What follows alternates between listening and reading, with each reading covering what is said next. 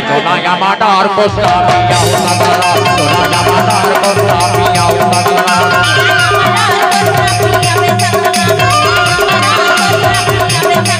Jona Yamadar Kostapiya Utagara Kostapiya Utagara Kostapiya Utagara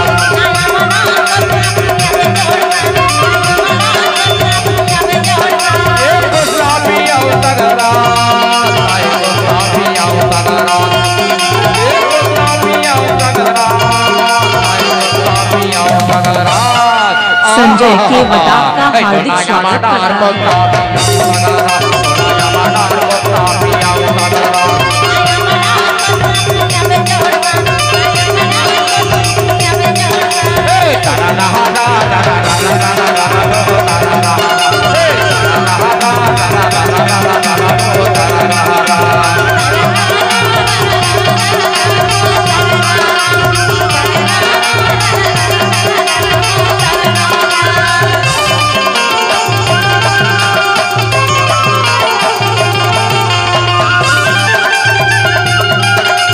Sanjay के वटाव का हार्दिक स्वागत करता है।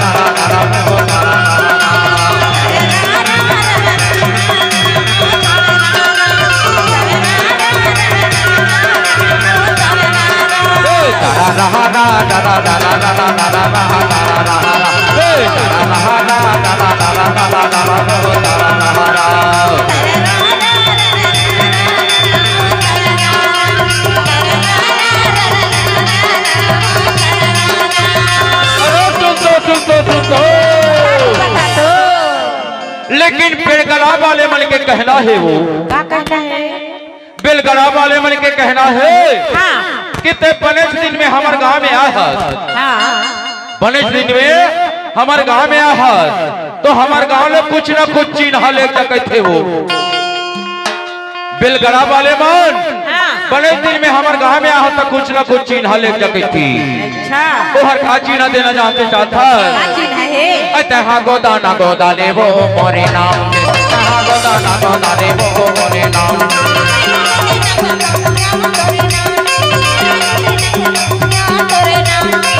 मोरे नाम के वो टूरी मोरे नाम के वो टूरी मोरे नाम के टूरी मोरे नाम के मोरे नाम के वो टूरी मोरे नाम के वो टूरी मोरे नाम के टूरी मोरे नाम के तहा गोदाना गोदा ले वो मोरे नाम तहा गोदाना गोदा ले वो मोरे नाम संजय के वटाव का हार्दिक स्वागत करता है।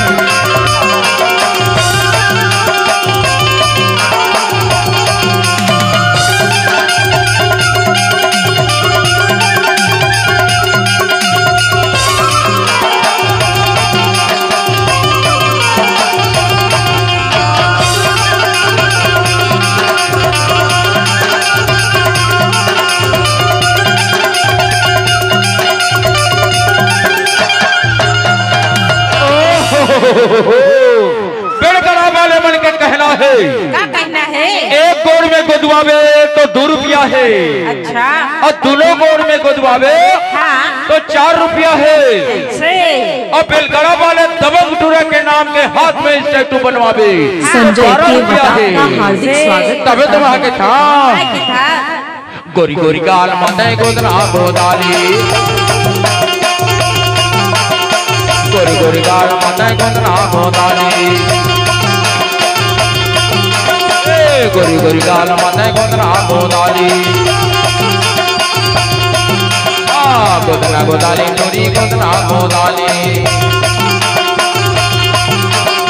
गोरी गोरी गाल माते गोदना गोदाली गोरी गोरी गाल माते गोदना गोदाली मोरे नाम के तहा गोदना गोदाली मोरे नाम तहा गोदना गोदाली मोरे नाम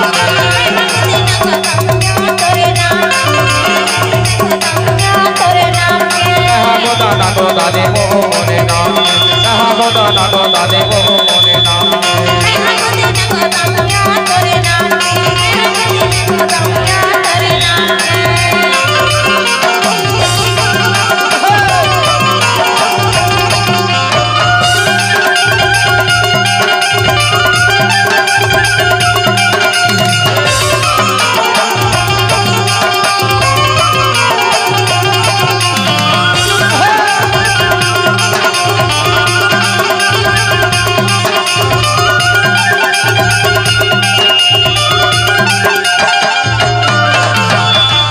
संजय के वटाप का हार्दिक स्वागत करता है।